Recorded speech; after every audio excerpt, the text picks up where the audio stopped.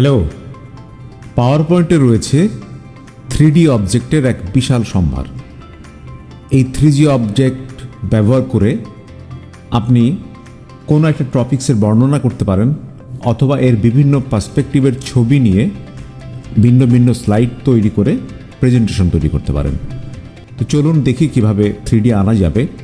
যথারীতি আমরা ইনসার্টে ক্লিক করব এবং এখানে দেখা যাচ্ছে 3D মডেল বলে একটা অপশান আছে। এই ড্রপ ডাউনে ক্লিক করলে আমরা দিস ডিভাইস, আমাদের ডিভাইসে যদি ডাউনলোড করা কোনো 3D মডেল থাকে সেখান থেকে আনতে পারি, অথবা স্টক 3D মডেল থেকেও আনতে পারি। তো দিস ডিভাইসে আমি একটু ক্লিক করি। এখানে কিছু 3D মডেল আছে, যেমন এটা একটা 3D মডেল, এটা হাউস প্ল্যান্ট। আমি জাস্ট সিলেক্ট করে ইনসার্ট বাটনে ক্লিক করলাম, সামান্য একটু সময় নেবে, 3D মডেলটা এখানে চলে আসবে। 3D মডেল আসার সাথে সাথে দেখুন 360 ডিগ্রি রোটেটের জন্য একটি অপশন এই মাঝখানে রয়েছে। এখন যদি আমরা এটাতে ক্লিক করে এভাবে 3Dটা রোটেট করতে থাকি, এর ডিটেলিংটা আমরা দেখতে পাচ্ছি খুব সুন্দরভাবে, উপরে নিচে ডানে বামে ঘোরায় বিভিন্নভাবে আমরা দেখতে পাচ্ছি। এই 3D মডেলটা আনার পরে দেখুন এখানে এর বিভিন্ন পার্সপেক্টিভ দেখাচ্ছে। এখান থেকেও শুধু এই ফিক্স পার্সপেক্টিভ নিয়ে আমরা স্লাইড তৈরি করতে পারি। এটা টপ, এটা লেফট রাইট এরকম দেখছি, এটা বটম একেবারে। এছাড়া যদি এই নিচে এই তীরে মোড়ে ক্লিক করি, এখানে আরও কিছু পার্সপেক্টিভ আমরা দেখতে পাচ্ছি। তো এখান থেকেও আপনারা নিতে পারবেন। এরকম বিভিন্ন ধরনের 3D মডেল হতে পারে। আমি আবার ইনসার্টে গিয়ে 3D মডেলসে দিস ডিভাইসে গিয়ে আমি আবার এখান থেকে আমি একটু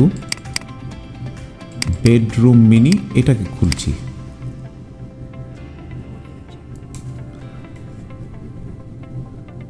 দেখুন এখানে একটি বেডরুমের ছবি আছে, দেখে খুব সিম্পল একটা ছবি মনে হচ্ছে, কিন্তু 360 রোটেট যদি আমি করি তখন দেখবেন যে কত ডিটেলিংভাবে এটা সুন্দর করে দেওয়া আছে, কত সুন্দর করে এটা দেওয়া আছে। এর বিভিন্ন part top bottom left right নিয়ে আপনারা বিভিন্ন স্লাইডে নিয়ে আলাদাভাবে প্রেজেন্টেশন করতে পারেন। এই যে দেখুন এখানে এভাবে বিভিন্ন অ্যাঙ্গেলে দেওয়া আছে। আর যদি এটাকে ঘোরায় এরকম ভিউ করে ডিসকাশন করতে চান সেটাও করতে পারবেন। এটার সাথে তো আপনারা জানেন যে ভয়েস রেকর্ডিং করা যাবে। ভয়েস রেকর্ডিং করে ভয়েস দিয়েও এটার বর্ণনা দিয়ে দিতে পারবেন, অথবা টেক্সট লিখে বর্ণনা দিতে পারবেন। এটা তো গেল আমাদের লোকাল মেশিন থেকে 3D। এখন যে ইনসার্ট 3D মডেলসে গিয়ে আমরা স্টক 3D মডেলসে যাচ্ছি। স্টক 3D মডেলসে দেখুন অবাক করা ব্যাপার কি না, এখানে মনে করুন যে ইন্ডাস্ট্রিয়ালসে গেলে এই এত ডিটেলিং এখানে ইন্ডাস্ট্রিয়াল মডেল আছে। যদি ইন্ডাস্ট্রিয়ালে না গিয়ে আপনি অ্যানিমেলসে যান, ডাইনোসরসে যান বা বায়োলজিতে যান, দেখুন বায়োলজির এখানে ডিটেলিং মডেল আছে। একজন বায়োলজির যে এক্সপার্ট সে যদি এটাকে নিয়ে আলাদা আলাদা পার্ট নিয়ে স্লাইড তৈরি করতে চাই, খুব সুন্দর করে এখান থেকে একটি স্লাইড তৈরি করতে পারবে।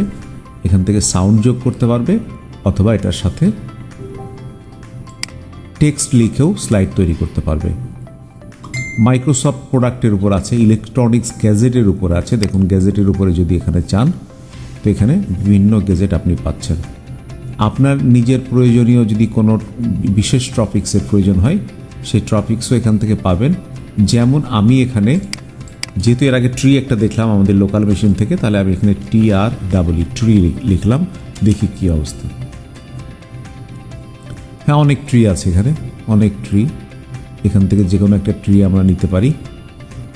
এটা অনেকটা রিয়েলিস্টিক ট্রি, আমাদের ট্রিটার মতোই। এটা নিয়ে আমি ইনসার্ট বাটনে ক্লিক করলাম। একটু সময় নেবে, কারণ নেটের স্পিডের উপর এটা অনেক সময় ডিপেন্ড করে। তবে 3D ইমেজগুলো কিন্তু অনেক বড় হয়, অনেক ভারী হয়। একটা স্লাইডের মধ্যে যদি আপনি অনেকগুলো 3D মডেল বা 3D ইমেজ দিয়ে থাকেন, তাহলে মেশিনটা অনেক ভারী হয়ে যাবে, ফাইলটা অনেক ভারী হয়ে যাবে। সেটা খুলতে গেলে অনেক হাই রেঞ্জের মেশিন লাগবে, আর না হলে ফাইলটা খুলতে সমস্যা হতে পারে। আপনার মেশিনে হয়তো ঠিকমতো চলবে, অন্যের মেশিনে চলবে না।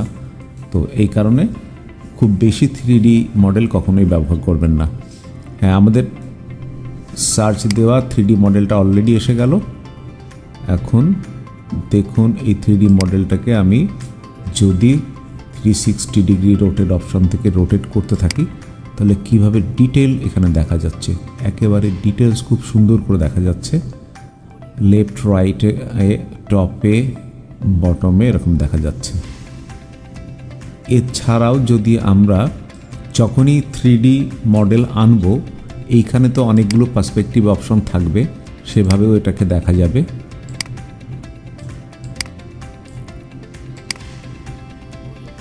এছাড়াও উপরের দিকে দেখুন, এখানে প্যান অ্যান্ড জুম ফরম্যাট অপশনে প্যান অ্যান্ড জুম বলে একটা অপশন আছে। এটাতে যদি আমরা ক্লিক করি তাহলে এইখানে আমরা দেখছি একটা প্লাস সাইন আছে। এটা উপরের দিকে নিলে নির্দিষ্ট অংশ প্যান করে দেখাবে, নিচের দিকে নামালে এটাকে ছোট করে ফেলবে। তো একটা নির্দিষ্ট অংশ প্যান করে দেখতে চাই আমি, যেমন মনে করুন এই অ্যাপেলটা ডিটেলিংটা যদি আমি দেখতে চাই, এখন এই বক্সটাকে আর একটু বড় করে নিই লেফট রাইটে। এখন এটাকে 360 ডিগ্রিতে যদি আমরা ঘোরাই, এই অ্যাপেলের ডিটেলিংটা দেখা যাচ্ছে। এপাশে সরে গেলে এটাকে এরকম টান দিয়ে আবার নিয়ে আসুন, দেখা যাবে এরকমভাবে। আবার 360 ডিগ্রি রোটেটে এরকম করে টেনে এনে আবার দেখুন এখান থেকে দেখা যাচ্ছে।